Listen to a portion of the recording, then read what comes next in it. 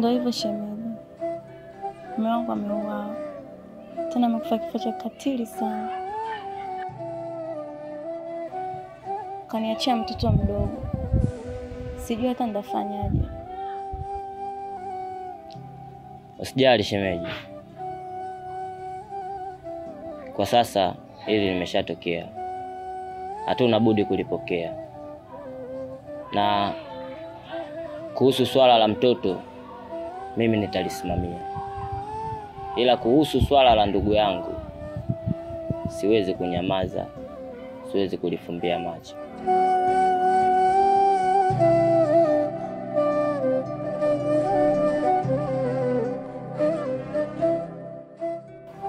Hali ya uwanja ushabadilika. Nyasi za gofu. Natakiwa tukoo. Manyungu umemfoma. Wanatutafuta na washajua kila kitu chetu. Washajua matukio yetu yote. Sasa waambie madogo wasilete uaskari. Sawa? Ndio kapteni. Soweto. Hivi unamjua Moka we jina la mtaa linaitwa Soweto. We kijana naye anaitwa Soweto. Usiombe ukutane naye atakupa mateso. We kwanza napanga mkononi, we kisu kiunoni. Soweto utamwambia nini? We jamani we Soweto. We Soweto jamani we Soweto.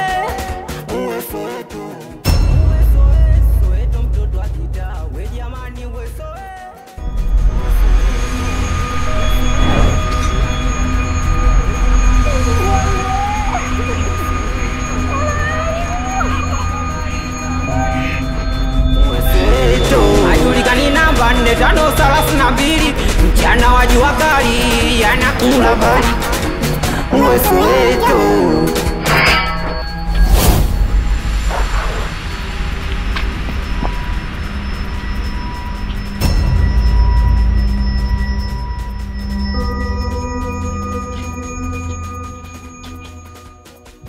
Makonga.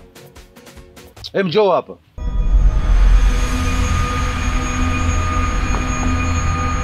Kaa hapo.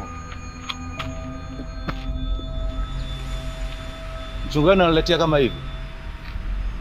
Mazingira gani kapteni? Manyungu kibao huko Miayusho, Msikinde Kinde wanangu, Msikinde Kinde sikilizeni kwanza. Sasa ushindi huo kapteni. Ushindi vipi wala sasa hivi manyungu kibao, wamefuma kibao ile sasa unatafuta jina wetu kote kimya Miayusho kwa mtaani huko. Soweto sisi yani nazungumziwa tu. Alafu mnajua ninachoendelea kila kitu.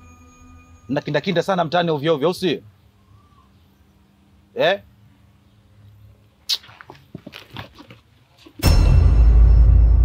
Vipi saa kapteni? Nipa mikabala bado mpaka dakika hii mikabala hujapata.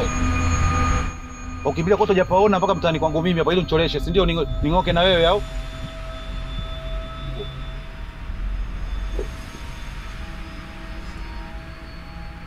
Makonga.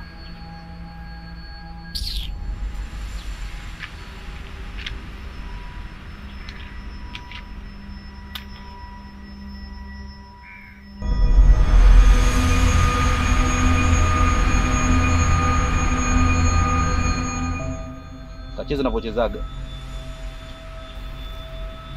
Baridi kapteni kwa shimo.